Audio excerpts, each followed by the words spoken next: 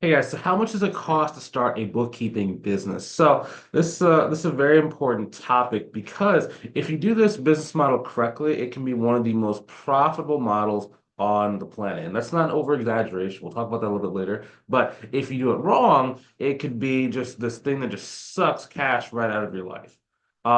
So we're gonna talk about the timing of when you should take on certain expenses. We talk about like what are the most important expenses, what are the least important expenses, and what does it actually take to go and grow your business. So these are the tips and tricks that I learned from starting my accounting and bookkeeping business over the last decade. It hit six figures, took me about in order to like actually hit like 10K per month, that took me about like 7, 8 months to go and like reach that. Um, but it shouldn't have taken me that long, like kind of looking back now and knowing what I know now. I just didn't know what I know now. So that's why I make these YouTube videos to be able to help you avoid a lot of mistakes that cause me to slow down or hit pitfalls or to like restart or recreate the wheel. Also, we do have our mentorship programs. We started that in about 2019. So like late 2018, early 2019, we started a mentorship program where we help other people start and grow an accounting and bookkeeping business the same way I did. So these videos can be very helpful for you, even if you don't do our mentorship program. But if you did want to learn more about that, click the link inside the description, either above or below the video to book a call with myself to see if I can help you inside our mentorship program. Okay, so in terms of this thing, so number one, hard costs. So when I'm thinking of hard costs, these are basically like your different like tools and stuff. That's what we should probably call them tools. Okay, so quick QBOA. Okay, this is free. So when I'm doing tools in the beginning, I want to save as much money on things that do not cause me to grow as possible. So in some cases, for example, when I'm first starting out, so let's say I want to track leads. I use a spreadsheet,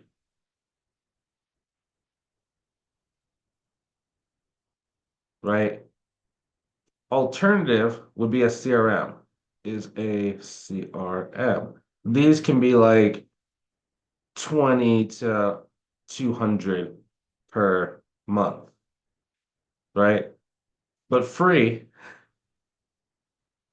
beats paid in the beginning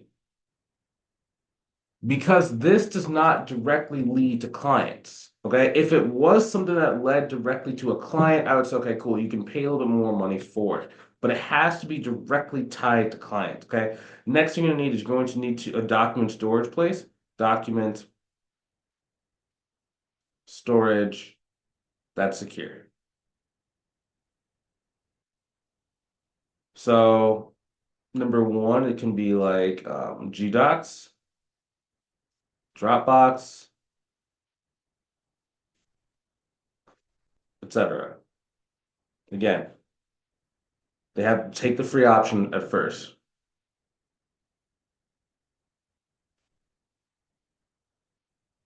Okay. That's literally what you need. You need a place to be able to store documents from clients. You need a place to be able to do the accounting work, right? And like QuickBooks Online accountant version is free because we're actually basically like an affiliate with them. So we're encouraging our client to stay on the QuickBooks platform by being their bookkeeper. So we get rewarded for that, but not having to pay for the software. CRM to track leads, just use a spreadsheet. Like, so we're like, well, you can't use a spreadsheet. Bro, like it's just names on a sheet of paper. Like in the olden days, how a lot of people who were in sales used to do it was they would literally have like a legal pad with like names, a little bit of notes. And they would have to go back through those legal pads every single day or like update them like in like a centralized like document or database. So that's all you need. Like this is more advanced what they had. These guys and gals were making like millions of dollars back in the old day doing this exact same process, but doing it by hand. Same thing. Okay. Those are the main tools you want. You can also do like LinkedIn. They give you what's called Sales Navigator. This one can be a little expensive, so free trial for 30 days. Right? So they offer like a free trial for this thing. And all Sales Navigator does uses LinkedIn like a database.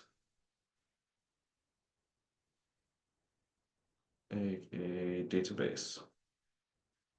The reason why it's important is because um, as a social media platform, LinkedIn's only okay, right? They have like posts, videos, and stuff, but it's usually like a distraction, right? But when you're inside of this thing called Sales Navigator, it lets you see all the different names of people using like filters and just options that allow you it's like options and insights that you can use to know if this person's a good fit for your service before you ever even open up the door of conversation with this person. So I almost like to think of it as like a research tool. It costs about 100 per month. Now, some people ask, like, should I pay for that? Should I not pay for it? It really depends on your budget or depends on how you're using it. If you're getting clients from it, I would definitely pay for it. If you're not getting clients from it, try a free alternative. Try a free Yeah. And the reason why I am not a big proponent of buying a lot of tools is not because I'm a hater, right? I don't just like hate tools naturally and just that's just I've had it where I spend like 15 to 20 grand a year on like tools and I'm only doing like 100K in a year. It's like, well, it's 20% of your revenue is going to go towards tools. And it's like, do you actually need all those tools? And the time's like, yeah, I thought so. Or it's like, oh, I have virtual assistants of people that are using them, so I do need them, right? So it's like, whenever I'm thinking about spending, okay, eliminate, automate, delegate. Okay, do I need this? I promise it says need. So when I say like eliminate, do I even need this tool? Do I need this person? Do I need this task being done inside my business? It's very easy to become bloated. Okay, I cannot stress this enough. Like being bloated is like one thing that just like happens all the time. Very easy to do unnecessary stuff. Tasks, people, tools, and projects. So always, that's the first place. Always be eliminating first. Next, automate. Can I have a tool to do this?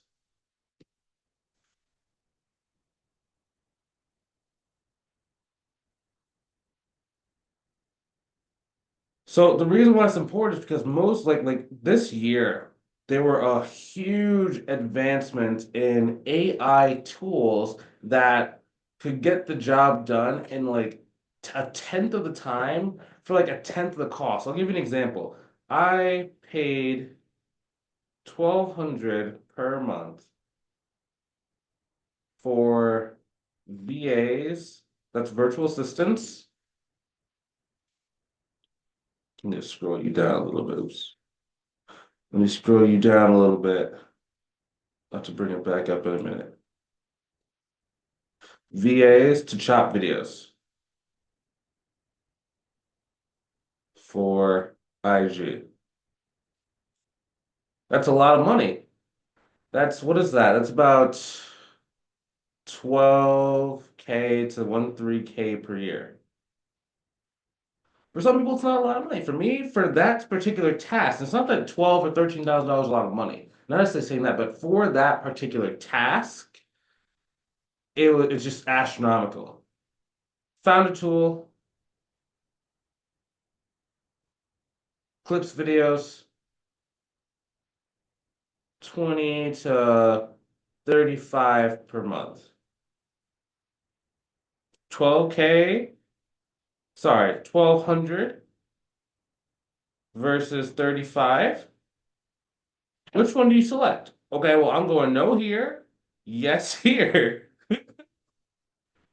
And now you're super profitable because that $13,000 can go towards your investment account, can go towards, vacation, depending on it. Like if you're, it's just you and like maybe a spouse, you take a simple vacation, can be like 500 to 750. You take the kids, okay, 1,200 to, and we're not talking about like, international, right? I'm not talking about that, but just like 12, let's say $1,200 a month. If you're doing 12,000, 13,000 a year, I mean, you probably could take a couple, probably 1 to 2 international vacations. If you have 6 kids, I'm not saying that, but if you have like 1 kid, 2 kids, a little different, right? So, yeah. You're probably not going to London with a family of seven, on like, 13K. I don't know you. I don't know you. So, yeah, that's what we're saying. So that's what I'm talking about when I talk about like automate. Okay, so there's a bunch of examples like that.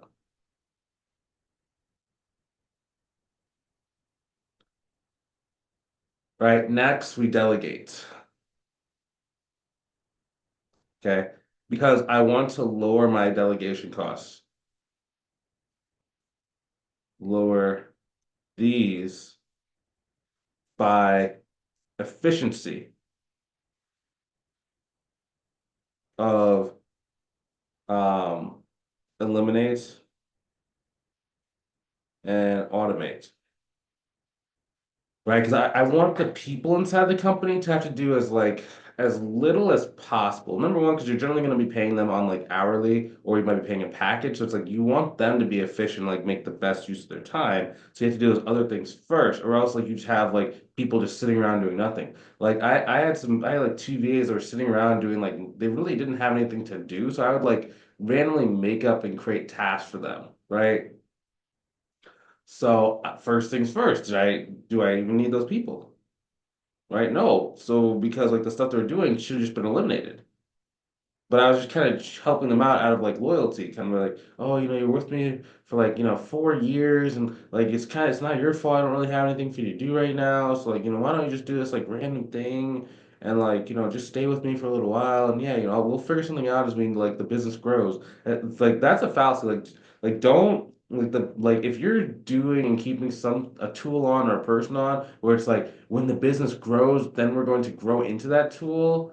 Like and you don't have a solid plan or time frame for when that growth is going to occur, you might as well just like part ways with them, even if it's temporarily. Like I'll tell some VAs like, hey, I'm going to pause with you for like 3 to 6 months. Okay, if you find another job in between then, no harm, no foul. But like if you don't, then like we can definitely keep working together.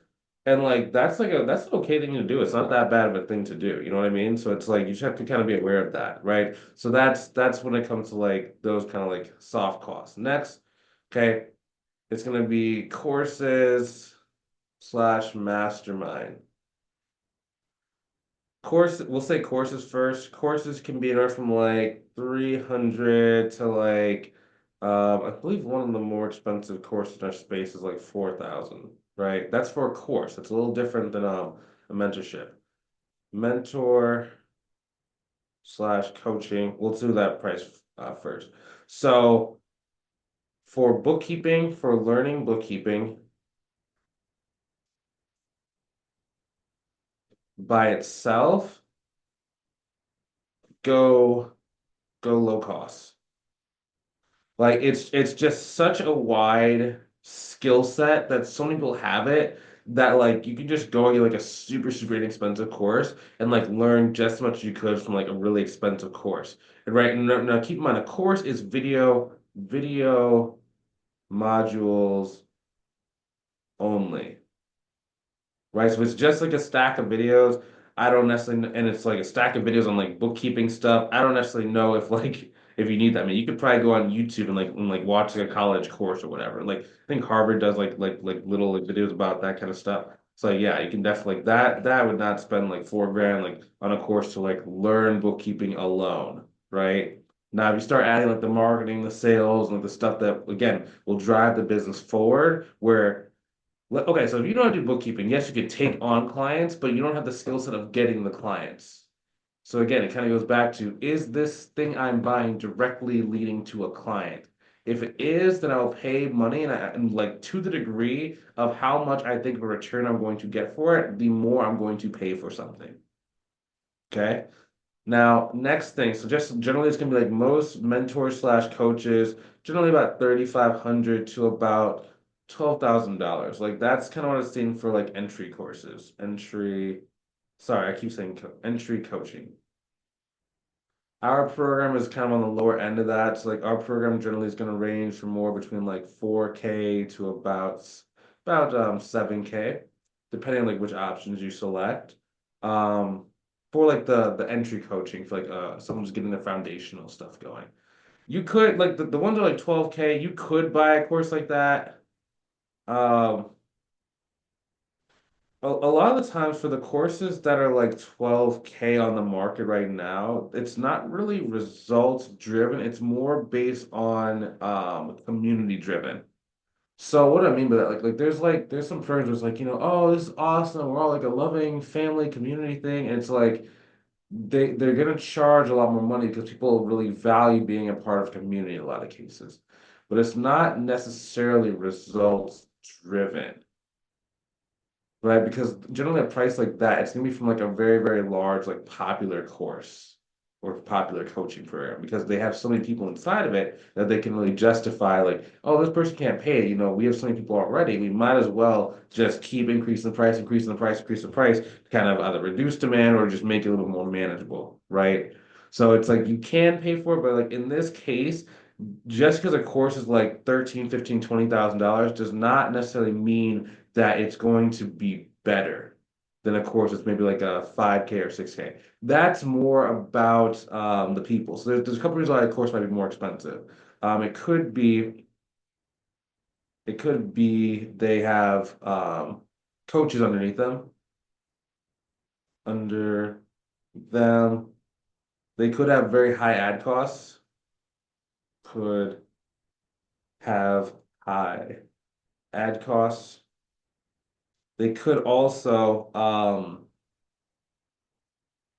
want to lower enrollments,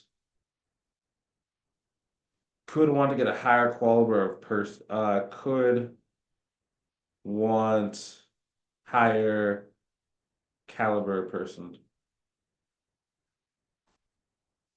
right? More serious.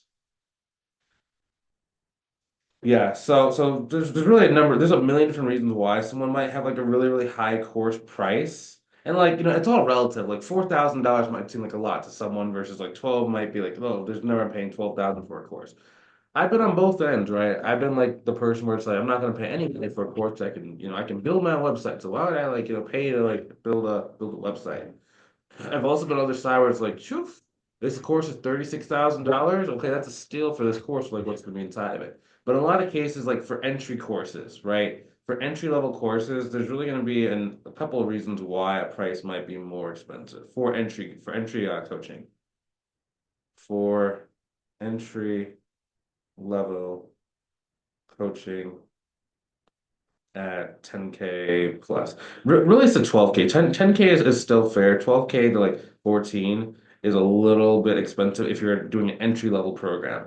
Again, when I say an entry level program, I mean like if you don't have a single client yet and like you never gotten a client yet, like that's going to be tough to kind of justify in a lot of cases. So it could be the reason why they need to charge 12K. It could be that they have coaches underneath them, which is not a bad thing, but you're going to lose a little bit of the connection to the owner of the program, which is not a bad thing. It just depends on if you want direct support or if you want like more support. So generally, let's say that you're working with like a person who's like for me, for example, if I have a million people and I'm the only coach that's like in the program, it's like it's tough to kind of make sure that we all get like similar time with me. You get good treatment, you get good observation, and you get good advice. Because at like 1,000 students in the program at one time, it's like you just don't have that. So what they do is they hire other coaches. But of course, since there are other coaches underneath them, now they have more expenses, so they have to raise the price on average for each person they bring into their program. Next, they could have high ad costs. So a part of like having 1,000 people is you have to advertise like Facebook, YouTube, or whatever ads to do that. And the more money you spend on ads, the more expensive it gets per client because you just exhaust the total list of people that Facebook gives you. So it's like the more people that you advertise to, the more money Facebook has to spend in order to go find people who are relevant and that they're serious about your offer. So it just gets more expensive. So they have to raise the price. Next, they could want to lower the enrollment. So they could like be having too many clients, right? Because they just spend too much on ads. And it's like, okay, so we know that as we raise the price, less people are going to say yes, so we can do that. And there are a lot of cases they're going to like try and balance like what is like the most people that can say yes at the highest price point. Because again, the other two things. Next, they could want a higher caliber person. Maybe like they brought in a bunch of people with like a high amount of ads, but the people really either weren't that serious or like maybe just like they just weren't really a good fit for their program. So in order to combat that, they will charge more money because they're going to get someone who's a little bit more serious, or a little bit more focused. Like someone that's like, kind of, oh, I maybe want to start a business, maybe I don't. They're probably not going to pay $12,000 for it. So that's why a lot of those coaching programs really would pay more. Really, what you should probably shoot for is like between like four to about 6K is a good starter program, is a good starter price, right? That way, it only takes one client at $500 per month to break even if they stay with you. Stay for 12 months. Easy, easy, easy, easy. Yeah, because that way it's like, if you're gonna do a coaching program, you don't think they're gonna get you at least one client. It's like probably shouldn't do the program. Like even if it's $1, like it's just isn't gonna make sense for you to like think about even doing that. You know what I mean? So that's probably your biggest cost in the beginning. Your biggest justifiable cost. Okay. Make sure it has a clear way to get clients. Okay, if there's no clear way of making your investment back, and it's just like, oh, we're just gonna kind of teach you this stuff, and like you'll be surrounded by people that are like amazing, and it's gonna be like everyone's gonna love you, you're gonna have a lot of friends, but they never really talk about, we're gonna get an ROI. They never really talk in terms of this is gonna give you like clients. They never talk in terms of we're gonna shoot you towards a goal. Then that's gonna be what they're focused on. It's not necessarily your goals or growing. It's gonna be about like friendship and stuff, which is cool if you have a lot of money sitting around. Like this is just like just a side thing that you want to do, and like you feel good spending 12 grand for that. Like you could definitely do that. I'm not saying it's bad, but just know what you're getting into because a lot of people will buy a course. They don't understand what they're buying. It's not what they expect, and then they hate like all courses in general. Don't be that person. Should I have this? Yeah, don't be that person. Okay. And like I'm not laughing at that. Like, I I've always been like super focused on like is this thing going to give me an ROI? Is this thing going to give me an ROI? Right? Because I super needed for stuff to give me a return on my money. Right? Because I didn't have a huge amount of money when I was first getting started. So I was like, I needed to make things work. I needed to make things work. So I didn't have that option of like just doing the stuff where it's like, fun, but no like results, no like teeth to it. Um, yeah. Next thing you should spend money on, or you should not spend money, websites/branding.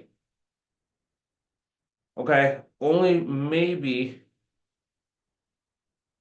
business cards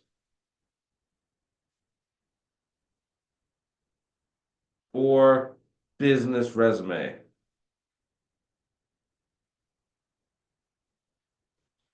Come on, my handwriting is getting progressively worse as the video goes on. Okay, maybe only business cards or, and this is a very big or. A business resume. We give you guys the templates of like what to put on your business cards and your business resume as you're like, in the program because these are stuff you actually go and hand out to a business owner, right? Actively in their face in biz owner face, right? So that means you're directly going to a client or directly talking to a client. Remember what we said, we spend money for stuff that directly gets us to a client, directly gets to a client. So it's like, boom, that just makes the most sense. Uh,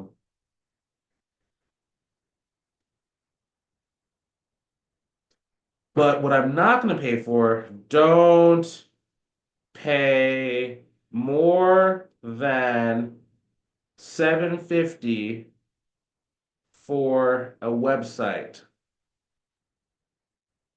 Okay? This should be the last thing you spend money on. Like let's say you spend money on everything else. This is the last area you spend money on.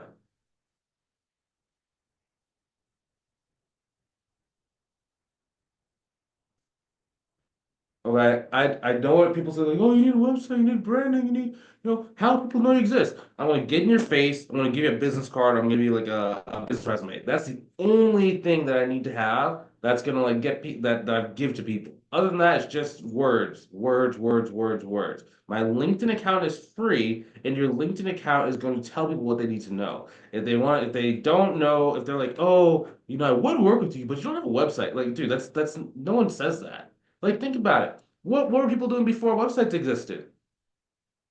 You talk to people.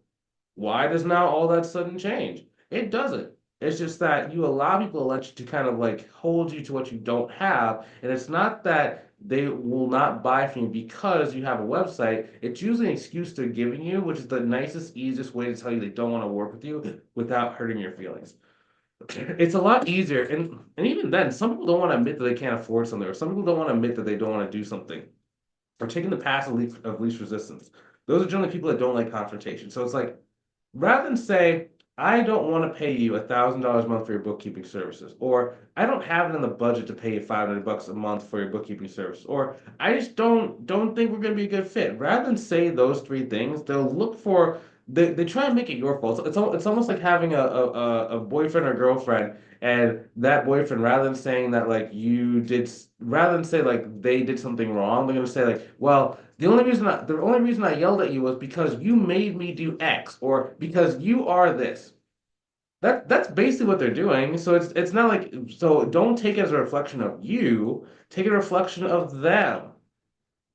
You know what I mean? Like, like this. I do this all the time. Like when I was getting started, like sometimes like there'll be like a course that's like, hey, I don't necessarily see if this course is like right now what I need, or like I don't know if this will directly benefit me, or like I don't think that you're the person to help me out, or I don't think this is worth spending like $12,000 for this course when I really think that it's more worth I should go do this other course. It's like 5K. Or vice versa. I turned down like $3,000 like mentorship things to go and get like a $12,000 thing because I thought the $12,000 thing was more. So it's never a reflection on you as the person like offering a thing. All you're doing is making an offer. It's not about them liking you as a person and gonna buy from you. It's not a reflection of do they think that you have experience. It's not a reflection of you. Like take yourself out of the pricing discussion, right?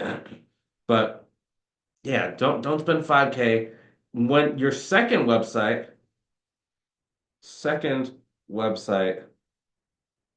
can be a splurge.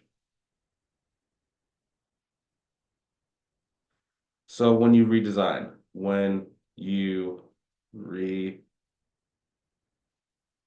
redesign,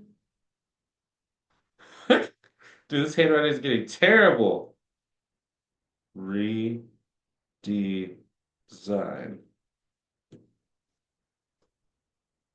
Okay. When I say redesign, right? So when you're already making money, once you have income and excess. Okay, let's say you're trying to save on your taxes. Okay, cool. End of the year, buy a new website. Cool. Splurge on it. But that's after you have income in excess. Okay, if you don't have cash coming in or you're trying to be lean, don't spend on something you don't need. If you notice inside this video, the only thing I told you to spend a lot of money on is going to be either a course or it's going to be on like maybe some automation or like some tools. I like literally this all in all should cost you in terms of tools should cost you like 150. Um Tools should cost you 150. Branding like 0 to 200. Courses probably like 300. Coaching, probably about, we'll say about probably like 5,500 max to start. So what is that? 150 times 12. It's about what, $1,800. So 1,800 plus 200 for your branding. That's about $2,000 plus 300 for a little mini course plus 5,500. Okay. It should cost you $7,800 to start. Okay. Some people might gasp, say, oh my gosh, it's a lot of money. And it can be, but like, what are you expecting? Like, it used to cost, okay, used to cost 50K to 100K to start a business. Rent or mortgage.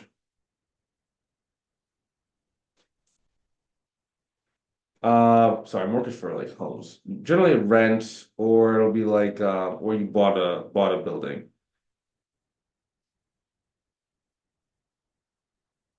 right? You would have had to hire staff, buy inventory, pay for licenses and permits.